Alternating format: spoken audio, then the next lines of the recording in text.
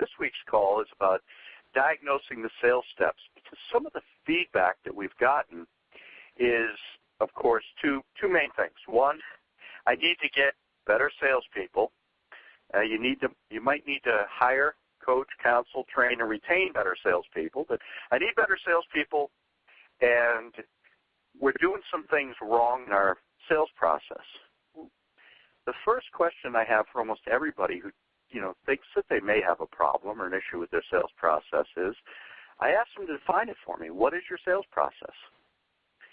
And most dealers can give me a Reader's Digest version of what their sales process is, but invariably they steer off into areas like, well, we do pretty good. We're pretty consistent, and the desk has pretty good control, but we just got to get better at closing. While I understand the desire to get better at closing, you don't get to a position where you can close someone in any type of sale unless you've done the basic steps properly to get yourself into that position. And, the sad fact is that in most dealerships, I can probably get the average salesperson to begin negotiations within, a minute to two with me.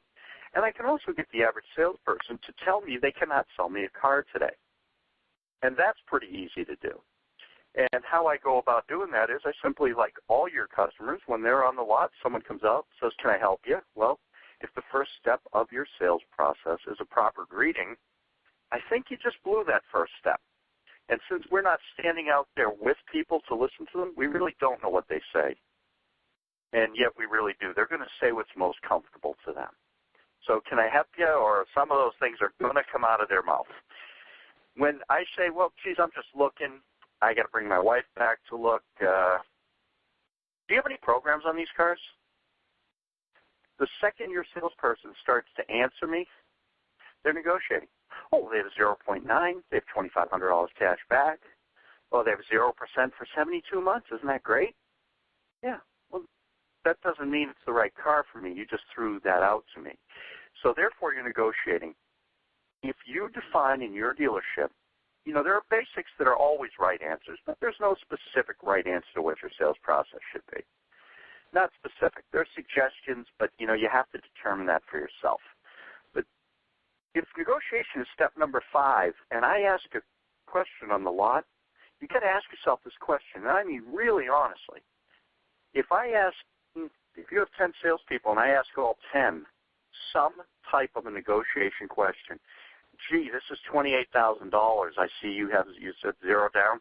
Well, how much would that be a month? Out of 10 people, how many of them will start to give me information? If your answer is most of them, then your sales process is not being followed.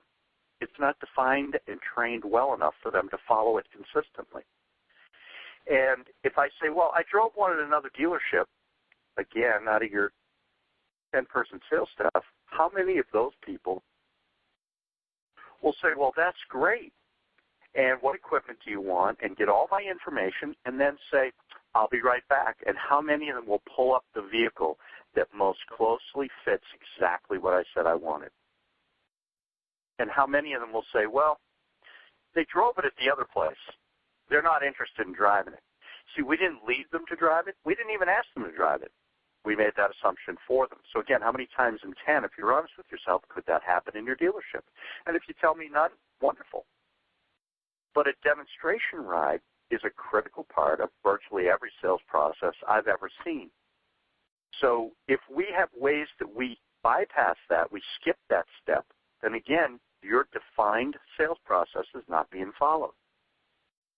And in most stores, the truth is I go in and I ask a salesperson who's not been there a long time, what's the sales process in this dealership? I ask a sales manager what the sales process is in a dealership, and I either ask the general manager or the owner. And sadly enough, unless they're looking at a piece of paper with those sales steps written down, in the majority of cases, I get a slightly different version from all 3 people. To make matters worse, and yet much more along the lines of reality-based response, I ask them, how many times in 100 does it go exactly in that order? And the salesperson will say, virtually never. So is our sales process that we believe is defined, is it really defined? Is it trained exceptionally well within each step, or do we say exactly the same things in a sales meeting over and over again? If you want to maximize a sales process, I have a suggestion for you that's a little bit simple, but it really can be effective. If you just take a very simple, I call it cocktail napkin math. If you can't fit it on a cocktail napkin, writing it out, you're probably taxing yourself a little too much to get to an answer. This selling a car thing is actually not supposed to be difficult. We are selling something to someone who came in to buy it. You make it that simple, here's all you really need to look at. Number one, how many sales opportunities, I know in this business they call them ups, how many sales opportunities did we have in a month? So if you had 100 total customers walk into your dealership, in theory, you could sell 100 cars, in theory. Now, of that 100 people, if we took 85 on a demonstration ride, in theory, again, the most you could sell is 85. If you negotiated with 75 people, in theory, the most that you would ever sell is 75. Let's face it. If you don't exchange numbers with someone and they don't know what it costs, it's impossible to buy it. Now, of those steps, how many did I take on a demonstration ride? How many did I negotiate with? And typically in this industry, we'll write maybe 35 deals out of that. But our math is seriously flawed, and it always has been. We say, well, we're 35 out of 100, so we're 35% closing, we're above the national average, which, by the way, I think some guy in the Midwest made that up in like 1978, and we still kind of use those numbers. I've never seen a study based on anything that remotely looks like a consistent pattern of what closing percentages are. It's based on your market. If you're the only BMW dealer for 80 miles, chances are your closing percentage is pretty high. If you're one of 7 Chevrolet dealers in your city, your closing percentage is probably fairly low. I mean, that's just the reality of the situation. You know, it's your product, it's your location, it's how many of them are in your market. You know, if you're a Rolls-Royce dealer, your closing percentage is going to be extremely high because for 250 miles around you, there isn't another one. And if they're coming in to look, it's because they can afford it. So going back to these numbers at 35%, you say, well, I'm above national average, so we're doing well. Well, see, really where your defined sales process has failed you is funny. We can define one, but we don't necessarily train each individual step in a multitude of ways to make sure that we're connecting with our sales staff. I have stores that have had a real challenge maintaining their customer base. And yet they're the same people that tell me, well, we have a lot of repeat people. Our customers know us. We see them around town all the time. But their demo percentage is terrible. You know what's happening to their market share? It's dropping. See, I can't fall in love with a car I don't drive. I really can't. I can love the way it looks, but if you really want me committed to that vehicle, I got to drive it. Then I feel like I own it. So that demonstration ride is critical. It's a critical part of everybody's defined sales process. But do we measure them?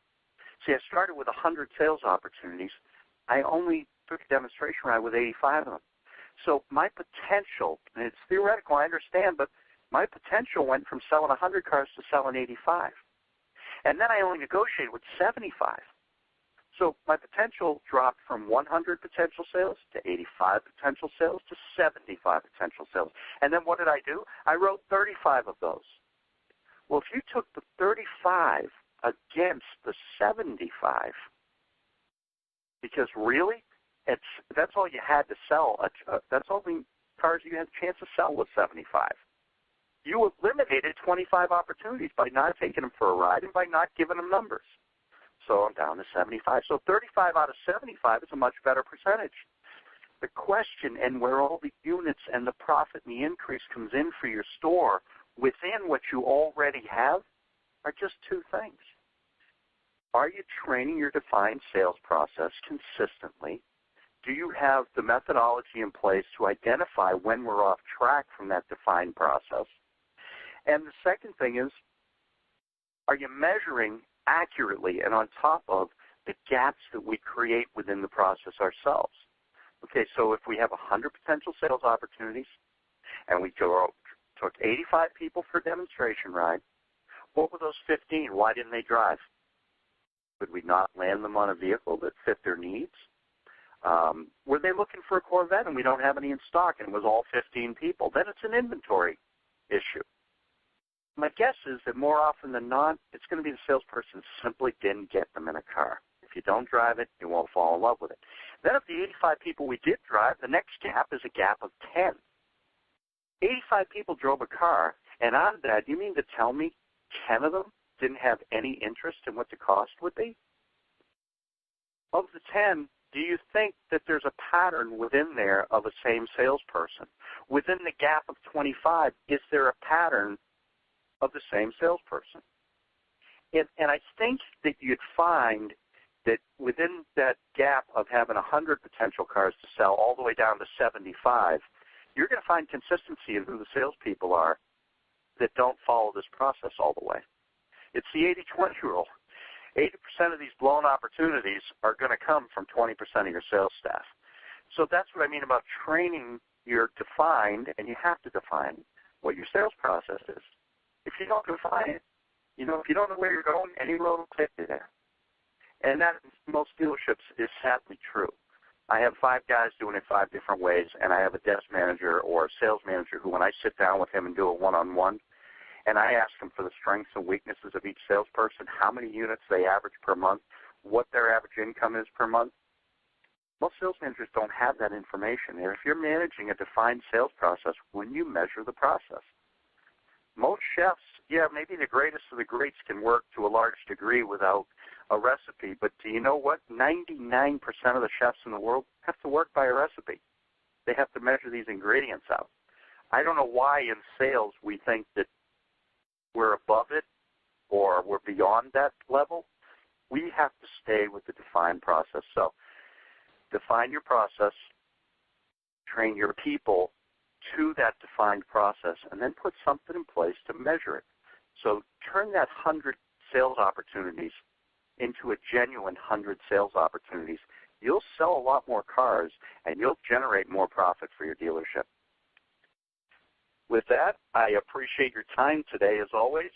Any of the inquiries that we get via phone, which is you reach me directly, is Paul Morris, 814-449-1899. Or if you email us, my good friend Mike will send you all out the call and the link to that so you can respond to us. I look forward to hearing from you, and whatever topic this group comes up with next week, I will be more than happy to put some time in and see if I can help you all out. Mike, thank you very much for hosting this call again, as always.